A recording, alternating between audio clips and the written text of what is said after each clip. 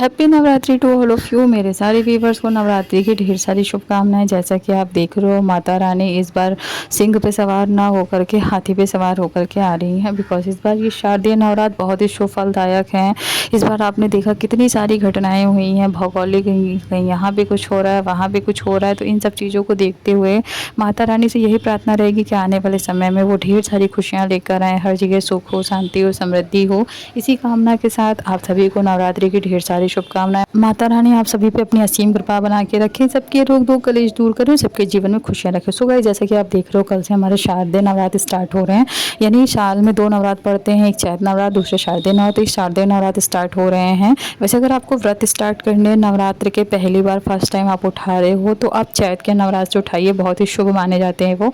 Then after फिर इधर हम अब बात करते हैं इस नवरात्र की। तो जैसा कि देख रहे हो, कल से नवरात्रि स्टार्ट हो रही है। नवरात्रि में आपको पूरा विधि विधान से पूजा पाठ करनी है, भोग लगाना है, माँ का आशीर्वाद लेना है, या फिर जो उपाय आपको वो करना है।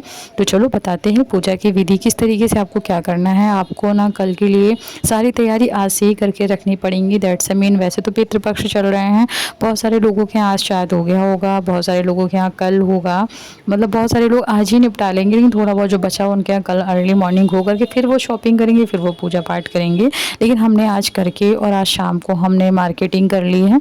माता रानी के भोग और प्रसाद या वस्त्र में जो भी चीज़ें चाहिए थी वो हम ले आए हैं मार्केट से। तो आप एक दिन पहले ही नवरात्रि की सारी शॉपिंग करके रख लें। जिनके यहाँ पे अगर पितृ विसर्जन मनाए जाते हैं तो पितरों को विदा करके करें, अदरवाइज़ आप पहले से ही शॉपिंग करके रख लें। तो शॉपिंग में जैसे आपको पता ही है, माता रानी की एक मूर्ति होनी चाहिए। आप वो मिट्टी की ले सकते हो, पीतल की ले सकते हो, एनीबडी किसी भी धातु की हो सकती है।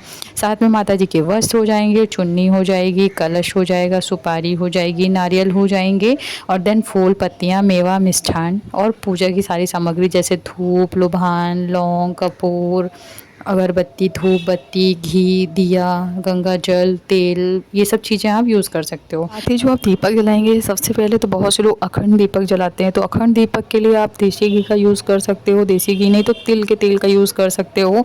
अगर कोई भी नहीं है तो आप सरसों के तेल का भी यूज़ कर सकते हो। उसके बाद में हम करेंगे डेली पूजा। जो डेली पूजा करोगे आप वो देसी घी का ही दीपक जलाइएगा माँ के लिए। बेशक आप जो अखंड जो जला रहे हो आप वो नहीं जला सकते प्रॉपर 9 डेज देसी घी का, तो आप तिल के तेल का जला लो, या फिर आप नारियल के तेल का जला लो, या फिर आप सरसों के तेल का जला लो। लेकिन अगर आप जो डेली दिया करेंगे भगवान के लिए सुबह शाम, वो आप देसी घी का ही करेंगे।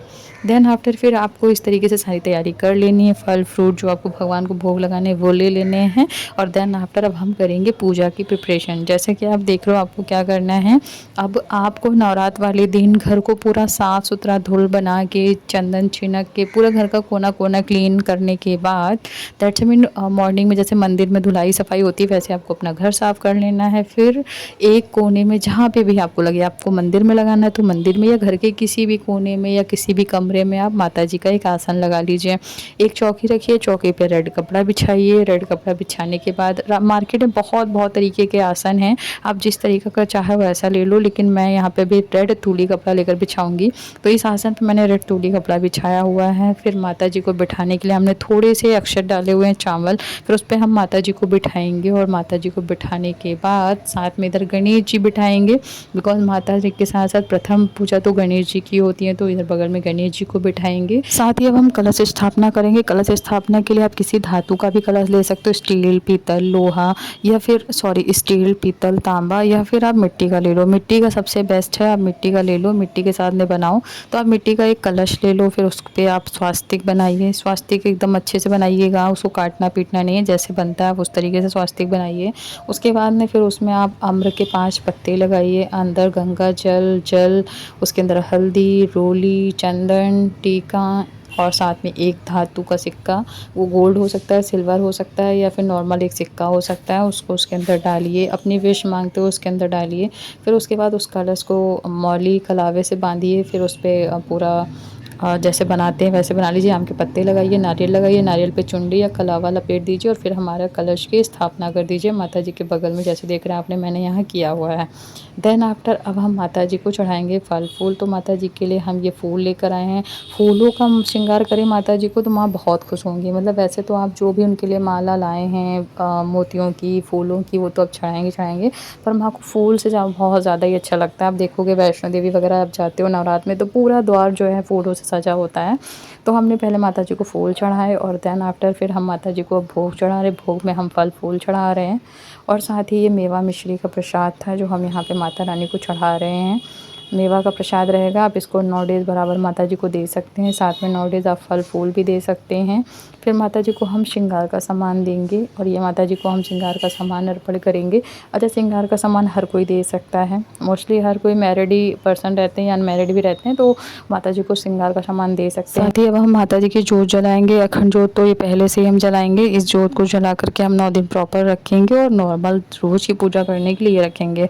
जो अखंड दीवा बनाएंगे उसकी बाती थोड़ी लंबी बनाइएगा और साथ में एक छोटा दिया जला के रखिएगा। जब भी आपको उसकी बाती बढ़ानी हो तो एक छोटा जला लीजिएगा ताकि आप तुरंत उसको जला पाएँ, यानी वो अखंड हुआ। अगर बुझ गया और कुछ भी नहीं जल रहा तो वो फिर ख़राब हो जाएगा। तो आप इस तरीके से अखंड जोत जला लें। अखंड जोत जलाने के बाद फिर आप माता जी की आरती करें, आरती करके उनको भोग चढ़ाएं। भोग चढ़ाने के बाद अब हम करेंगे हवन। मैं डेली हवन करती हूँ।